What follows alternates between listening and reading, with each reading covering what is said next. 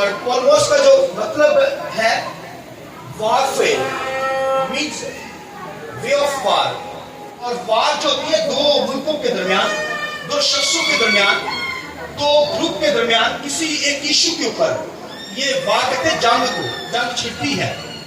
और मगर स्पिरिचुअल जो जंग है वो उसके बारे में लिखा है कि वो जंग जो है वो खून और गोश्त के साथ नहीं है।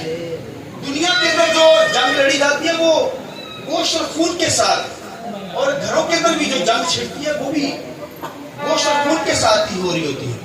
मगर खुदावंद के कलाम में क्या हमारी जंग गोश्त और खून के साथ नहीं है, बल्कि क्या रूहानी उन तरीके की सोचों के साथ।